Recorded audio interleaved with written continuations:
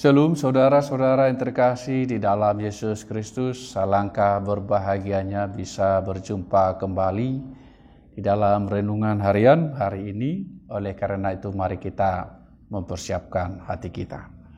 Kasih karunia dan damai sejahtera dari Allah Bapa dan anaknya Tuhan Yesus Kristus menyertai kamu sekalian. Amin. Firman Tuhan untuk kita hari ini dari surat Paulus kepada jemaat di Filipi, pasal 1 ayat 9. Demikian dikatakan di dalam firman Tuhan, ucapan syukur dan doa. Dan inilah doaku, semoga kasihmu makin melimpah dalam pengetahuan yang benar dan dalam segala macam pengertian. Demikian dikatakan di dalam firman Tuhan. Rasul Paulus mendoakan agar jemaat di Filipi kasih mereka semakin melimpah. Melimpah dalam hal apa dikatakan di sini? Dalam pengetahuan yang benar dan dalam segala macam pengertian. Kasihmu semakin melimpah di dalam pengetahuan yang benar dan dalam segala macam pengertian. Begitu mendalamnya firman Tuhan untuk kita pada hari ini di dalam Filipi ini. Doa Rasul Paulus. Kasih yang semakin melimpah. Hari demi hari semakin bertambah. Semakin melimpah kasih mereka. Tetapi bukan kasih yang tanpa dasar. Bukan kasih yang asal-asalan. Bukan kasih seperti yang dipahami oleh dunia ini. Tetapi kasih yang dikehendaki oleh Tuhan. Pengetahuan yang benar. Menolong orang lain sesuai dengan firman Tuhan. Mengajar mereka dan mendidik mereka. Lalu memberikan pertolongan untuk menolong mereka bangkit. Itu lebih baik daripada sekedar memberikan sesuatu yang mereka atau penerimanya tidak memahami apa yang kita berikan tersebut. Saudara-saudara yang terkasih di dalam Yesus Kristus, kita harus selalu memohonkan hikmat kepada Tuhan di dalam menunjukkan kasih kita kepada orang lain. Tidak asal-asalan. Tidak salah menggunakan kata kasih itu. Allah itu kasih. Kasih itu sabar dikatakan di dalam firman Tuhan. Tetapi bukan berarti mengizinkan untuk berbuat sewenang-wenang. Bukan berarti kita membiarkan kejahatan. Tetapi ada waktunya untuk mengingatkan mereka yang bersalah itu. Memberikan apa yang layak mereka terima ketika mereka melakukan kesalahan. Mereka harus menerima upah kejahatan atau kesalahan mereka. Jadi bersabar berarti bukan membiarkan orang lain sewenang-wenang kepada kita dan kita terima saja, tidak seperti itu. Oleh karena itu perlu hikmat daripada Tuhan. Pengetahuan yang benar. Bagaimana kita menunjukkan kasih kita kepada anak kita.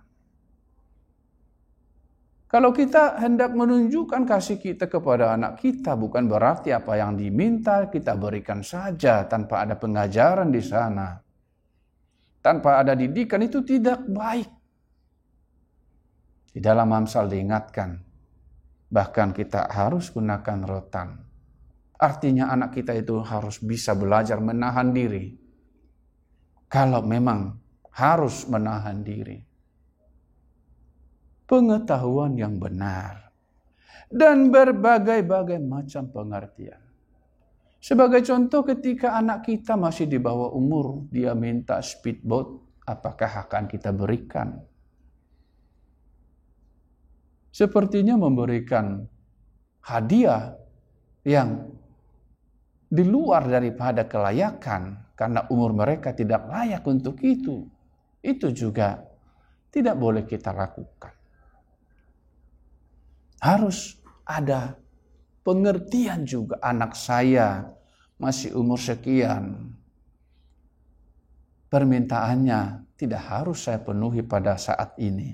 Oke, Bapak akan berikan, tetapi ketika umur kamu sudah cukup. Bisa seperti itu.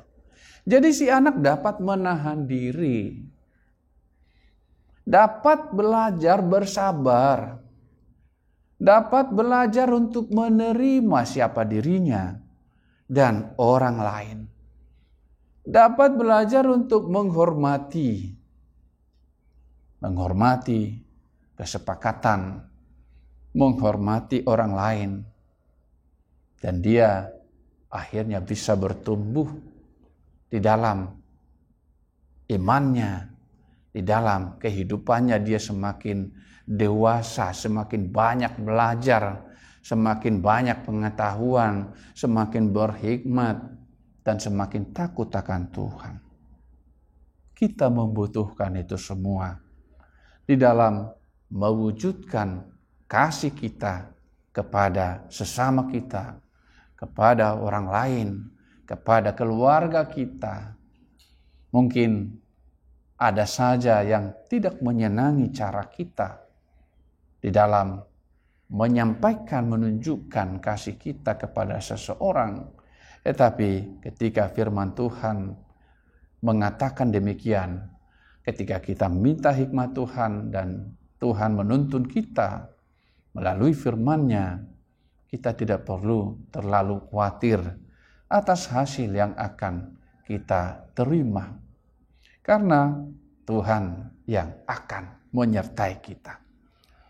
Saudara-saudara yang terkasih di dalam Yesus Kristus, dari firman Tuhan ini, kita bisa belajar banyak hal di dalam berbuat baik, di dalam mengasihi, di dalam menunjukkan kebaikan kita kepada orang lain.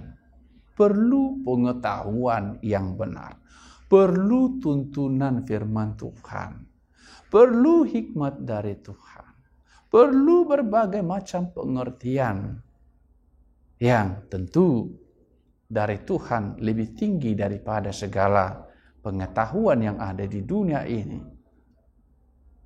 Sehingga kita dapat memahami, dapat menerima, dapat menjadi lebih yakin Tuhan. Saya melakukan ini karena itu yang saya pahami menurut firman-Mu. Saya mau berbuat baik kepada si A karena saya mau menunjukkan kasih-Mu kepadanya.